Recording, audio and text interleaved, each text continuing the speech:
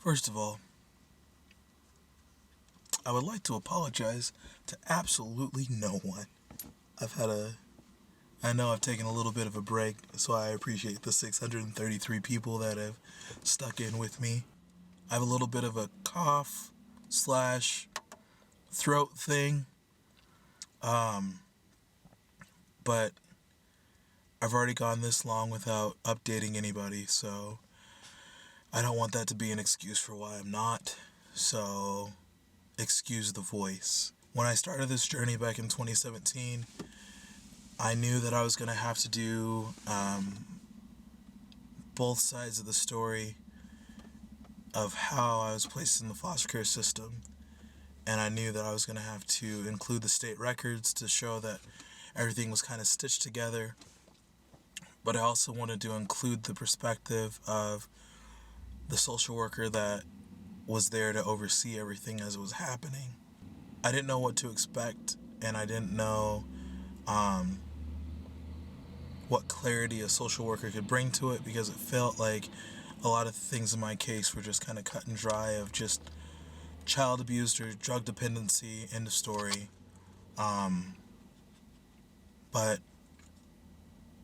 I couldn't have prepared myself for how this would have played out. When I started, my social worker was in the Bering Strait at the top of Alaska. So a video call was kind of the extent of what I could do. But then as I'm wrapping up, a couple of years later, it turns out my social worker moved to Montana. So I wanted to make sure that I was able to sit down with her in person, and I drove over to Montana to talk to her.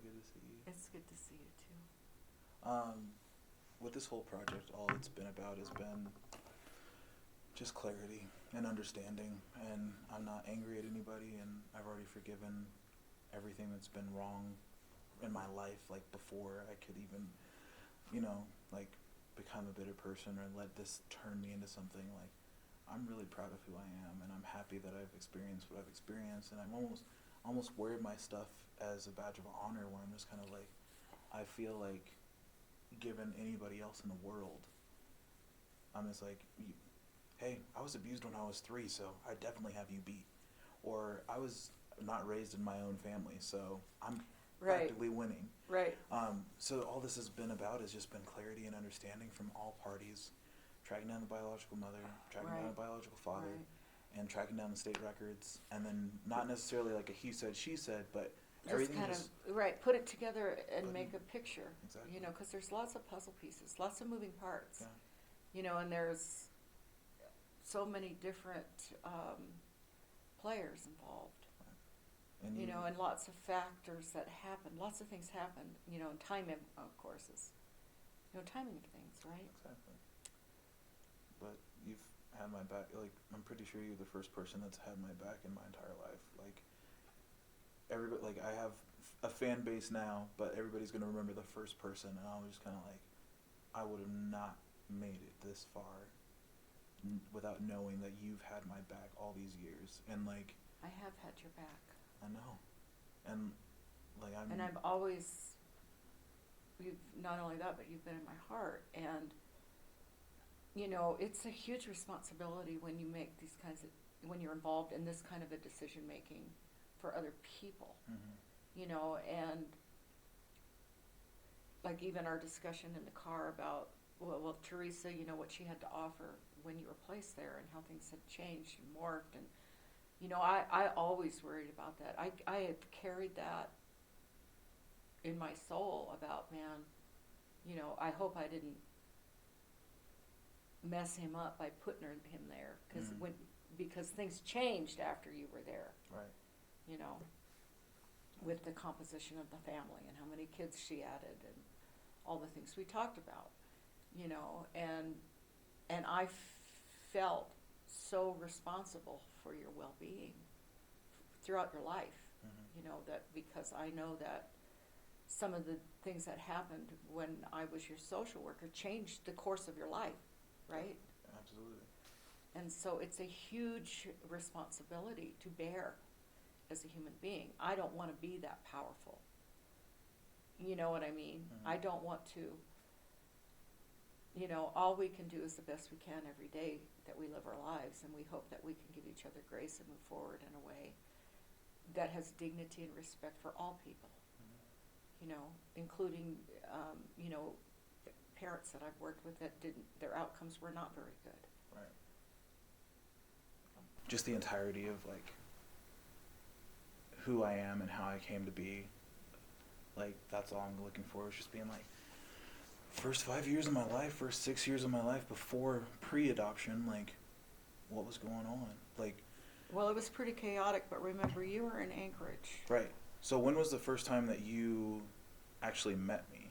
Well, you're asking me to retrieve memories that are from the 90s, right? And here we are almost at the 2000s. So you were about 6 years old, I think, 5 or 6. And you had been taken back into custody. I think you were returned to your mother's care in Anchorage, and she relocated to Fairbanks and got in trouble, from what I understand. And I was a permanency planning worker in the Fairbanks DFYS, Division of Family and Youth Services, at that time office. So the intake worker would have been the one that worked the case in the beginning quickly, and then it was transferred to the permanency planning unit because of your history. And that's when I would have been involved. That's when I first got involved. But you had been placed, from my memory now, is this running? From my memory, you had been placed in an emergency foster home. And I had to find another placement for you. And from what I remember, you had gone through a couple foster homes. And of course, we always try to place kids with a culturally competent family. So if we have Alaska Native kids, we try to place them in Native homes. If we have African American kids, we try to place them in Black homes, and so on and so forth. So I had gone through all of the Black foster families, plus reading your profile and understanding what you needed. What I sought to do was try to find a foster family that was not a licensed family. And I went to the churches. I went to all the black churches. I went to the white churches. And I just said, I need a family for a, 6-year-old African-American boy. But that was the time when I first met you, was also when you were blowing out of your emergency foster family in Fairbanks. And it was because of your acting out behaviors. You were a very traumatized little boy. And when you say acting out, like what reports were you getting? Not sleeping through the night, nightmares, crying, bedwetting, not able to soothe, just screaming and crying. And I think you were aggressive towards some of the other kids in the foster homes too. But I don't, this is without you're asking me to remember 25 years ago. Oh, yeah, I'm just... But from my memory, you were very traumatized, and that's what trauma does to little children. They don't know what's going on. They don't know, how to self-soothe. They don't know where to find comfort. They don't know who's safe, and so they can't sleep, and they can't regulate their emotions. They don't understand their world. So I needed you to be with someone who could be with you during the day, and not put you in a situation where you were with a bunch of kids or I didn't want you in a placement that I'd have to find another placement for you for, or changing schools again, or there had to be some stability and permanence, and with a family that had experienced raising children of not their own, because that, when you raise other people's kids or other family members for whatever reason, there's that other level, especially kids who are hurt. Right. There's that other level of growth and learning that in parenting that happens. Right. Like what, aside from me blowing placements, like what were you dealing with on the parental side of just kind of like, this person might be in prison, this person might be in treatment. Right. What was going on? Right. Well, first, tracking down parents, figuring out, first you have to look at the history of the case, right? Mm-hmm. So the history of substance abuse, history of illegal behavior, history of a lot of violence. I remember, like with you, right? Bad relationships that got you into trouble with physical violence, right? I mean, what do you hear? Well, now I'm remembering, but I'm thinking, that your father was very physically abusive with you, and then some of the other men that she brought around. Do you remember the first time that you met my mother? Vaguely. Where were you? What was going on? I believe she came to the office, and were we located in the Teamster building then, or were we down in... See, your mom, from what I remember, she was very slippery, and she never followed through with anything, really, to completion after I got the case. Like completing treatment, following up with the recommendations, maintaining sobriety, attending visitations that were scheduled, and that kind of thing. Was that in Anchorage or was that in Fairbanks? In Fairbanks, because even though, now, Michael, I have to read the record because I can't remember exactly where she was. Mm-hmm. Like, I remember that she was arrested for a time, and I remember she went into treatment for a time, but I think I remember that she disappeared for a time. Mm. Do you remember ever meeting my father? He was in prison, wasn't he, down in Anchorage? He was, but what was like after you had gotten involved? Or yeah, it was before I got involved. Okay. He was incarcerated, and and I think he was incarcerated and had been sentenced, so there was no possibility of him getting out in a timely manner to be considered as a parent for you. So you never met him? I don't believe, I'd have to look at the record. It would be in the record. Gotcha.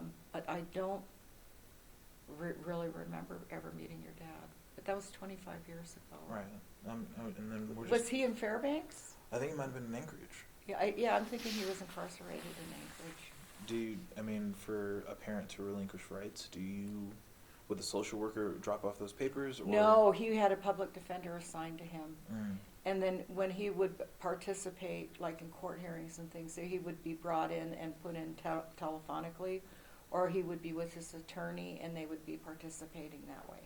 So all of the relinquishments of parental rights are done through the AG's office, and they write up those documents. Did you see him during these proceedings at all? They didn't have cameras. They had him telephonically.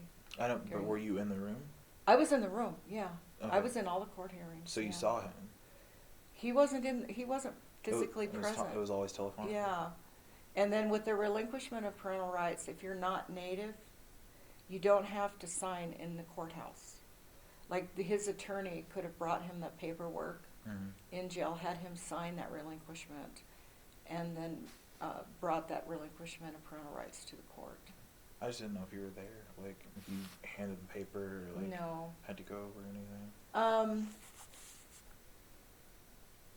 For some relinquishments of parental rights, I've worked with parents on, but from what I remember with your dad, there was no possibility of him getting out of jail, and I think his public defender worked with him on relinquishing because he realized that he wasn't going to be available as a parent. Mm-hmm.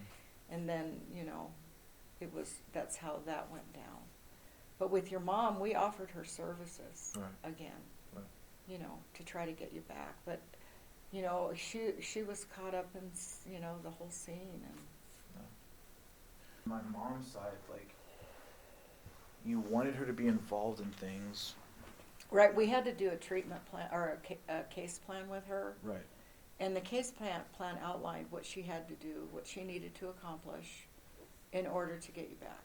And that's required by law that we have those case plans in place. But you were trying to get me permanency though. Well, but concurrently, so there's something called concurrent planning. Mm-hmm. And concurrent planning means that you place kids with a potentially permanent home, but with the understanding that we're still working toward reunification.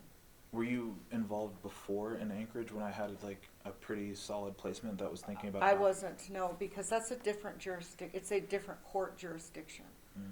So Fairbanks and Anchorage are two separate court systems, two separate DFY's offices.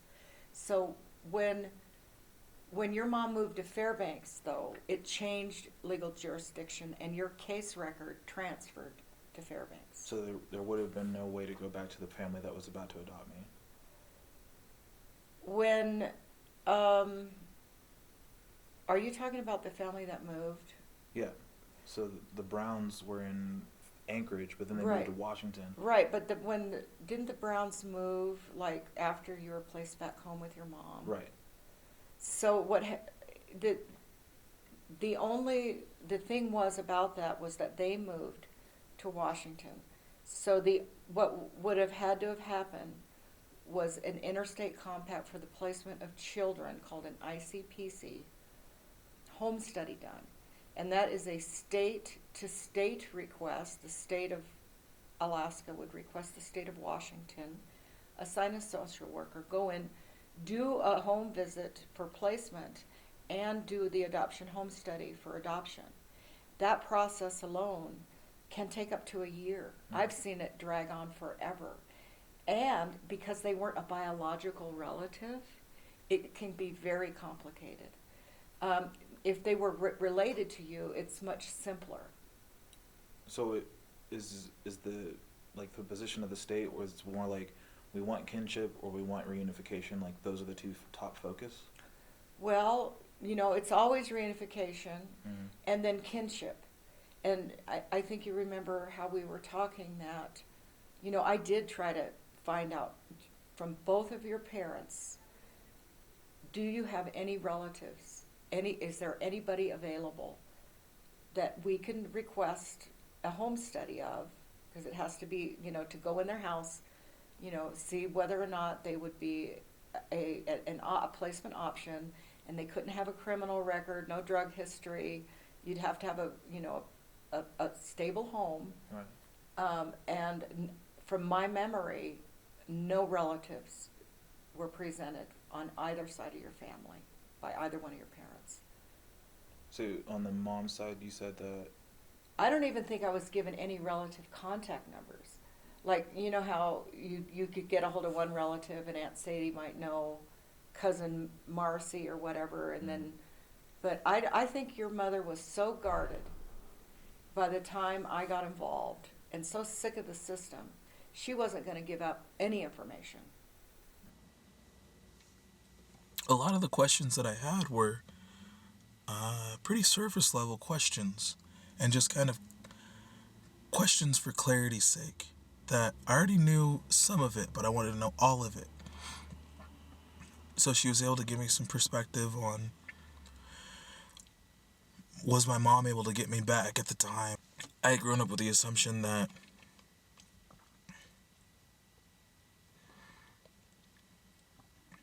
it wasn't really in the cards, but then that there was just kind of a certain measure of undisclosed time that had to pass before adoption could take place and foster care would end. So then it had to be like a certain time limit that expired. Come to find out that with a little bit of determination and putting aside some addictions, my mom could have gotten me back again. At the end of the day, I think it turned out the way it should have turned out. But to go 25 years thinking that what's done is done and that's just the way it is, that's one perspective. But then to learn that if somebody just would have tried harder, there would have been something different. So it just kind of caught me off guard of like, who would try for me in my life and who wouldn't try for me. I mean, Did I? after we were in Fairbanks, though, like, and then she got me taken away again. Was it possible for her to get me back at that point? I mean, if it was like jail time served, it like, was. It was. What do you remember back then? She had to definitely. She was like almost. She was at her 3 strikes, you're out. But because of the history, but had she been able to completely turn it around, you know what I mean? Mm-hmm. She could have gotten you back. What did you see? Like, you say slippery, but was there? Well, I think. Like, what did you remember? Like, where it was just like, stop by my office, let's get you on the right track, and then just I don't even. It's so. You're asking me to remember 25 years ago, but from what I remember, I don't think she attended any visits that were set up for her. Do you remember visiting her? I remember a couple visitations. Like, but not with regular. Right, we scheduled weekly visits for her. And if she was in treatment, we would have brought you over to the treatment center for visits also. After like her 90 days, if she made it, or her 30 days, they have that blackout period. Because we want kids to see their families. And from my memory, she kind of fell off the planet. You know what I mean? She disappeared. She gave me some clarity on just all the things that I forgot about. And she said, I wanted your mom to get you back, and I set up visitations, but your mom didn't make the visitations. As soon as she brought that up, then it all came back. And all the expectations that I set, and all the times that I looked forward to seeing someone and getting hurt, it all came back, and I remembered. And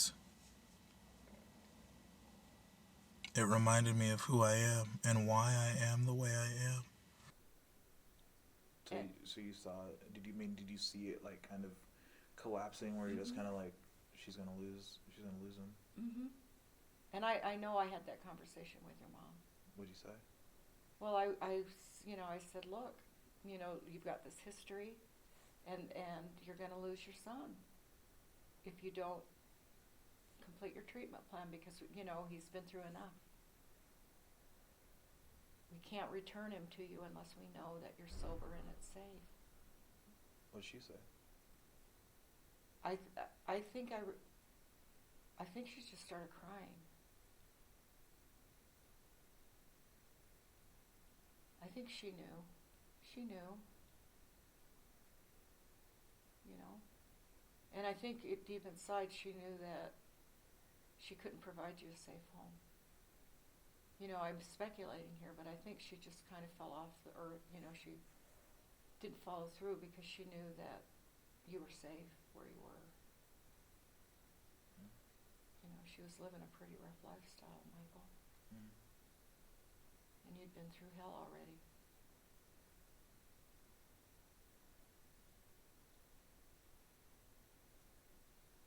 And then I think the biggest revelation for me was Deborah herself, was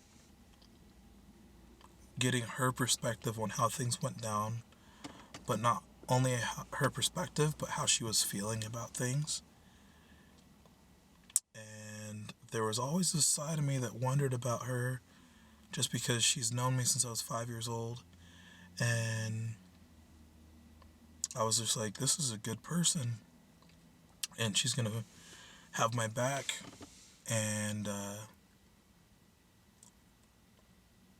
she's going to be there for me. And she put me in one placement. And she got me out of another placement. And then she put me with the placement that would end up to adopting me.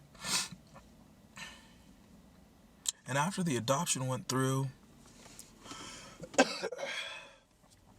I always wonder, like, what happened to her, or where'd she go, and she didn't come back around anymore.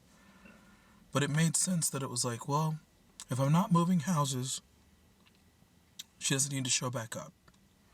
And anytime she did show up, then it was just kind of like, okay, what's going on? What do you need to update me on?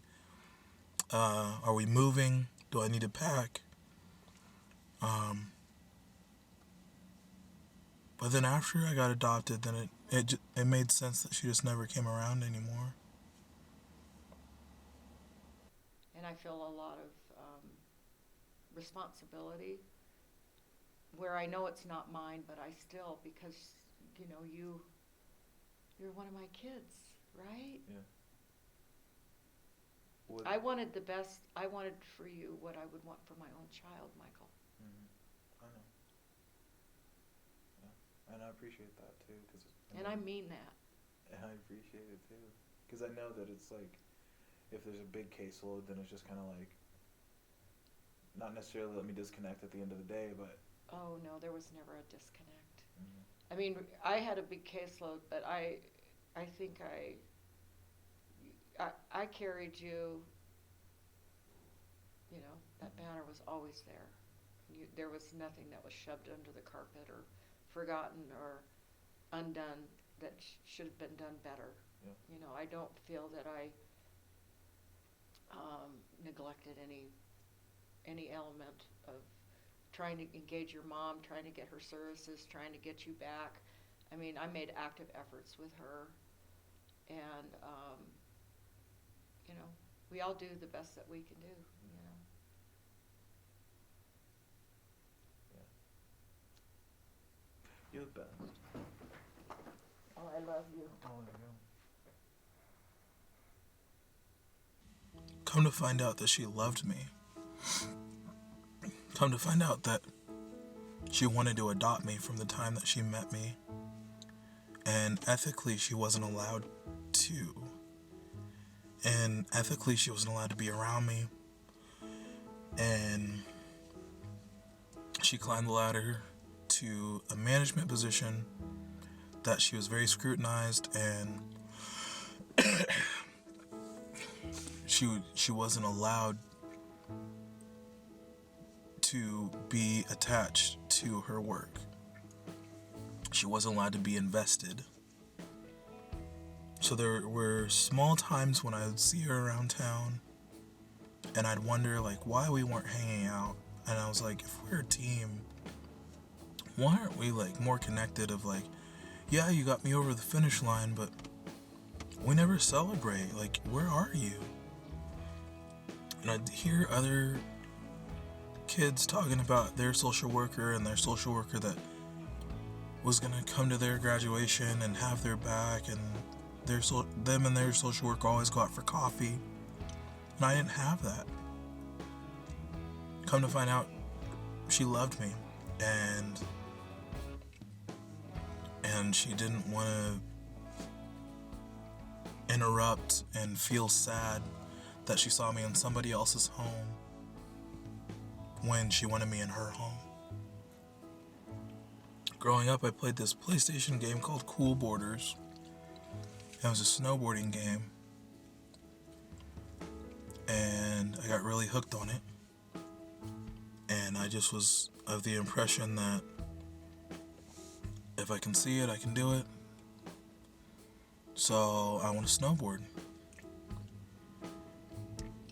Asked my parents, begged my parents for a snowboard. Nothing happened. No Christmas presents. I think, I take that back. I think that there was like a Fred Meyer snowboard that was one of those plastic ones that you would slide into. And it had the bindings on it were just 2 rubber straps. And it looked like a snowboard, but you could tell that it was just kind of like, that's not for your average rider. So I was like, okay, it's a version of a snowboard, sure. So then Deborah came over, and she had known that I wanted a snowboard. And she said, here's a snowboard from my daughter. I got it for her, and she's never ridden it, so I figure you should have it. And it was a real snowboard with bindings, and it was a little bit taller than me. I was like, this is a legit snowboard. And it looked brand new. And I was like, you're just giving this to me. I was like, thank you. And tell your daughter I said thank you too. Like, this is legit. And that was when I was like 12 or 13. And I was like, thank you. And come to find out, she just went out and bought me a snowboard. And ethically, she had to say that it was a hand-me-down from somebody else because she didn't know who was watching her at the time. And she's just like, I bought you a snowboard because I love you. And I didn't know that then, but I found it out now.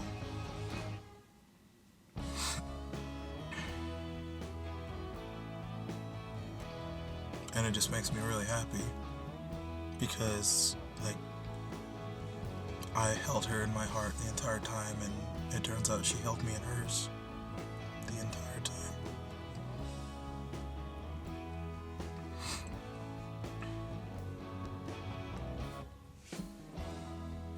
And,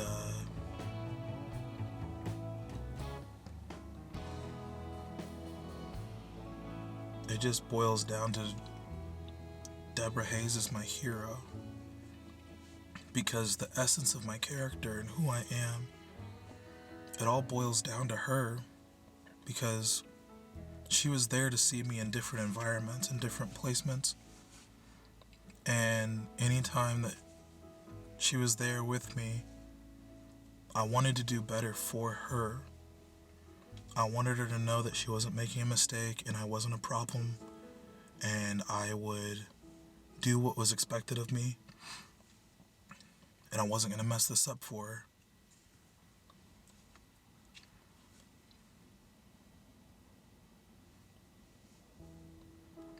So it was her at the end of the day that kind of formed me into the man that I am now, of just that unconditional love of somebody that's been there for 25 years and that got me involved in a great advocacy group to change the foster care system and bought me my first snowboard and never stopped loving me, and figured that the best way to love me was maybe to not come around. And that takes a lot. That whole, if you love something, let it go, like, that's a lot. And I'd have these times where I felt so alone and I felt really sad.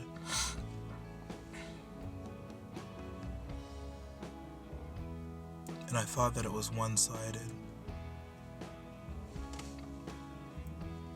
And it turns out she felt the same way. The only reason I think I'm special is because somebody told me I was.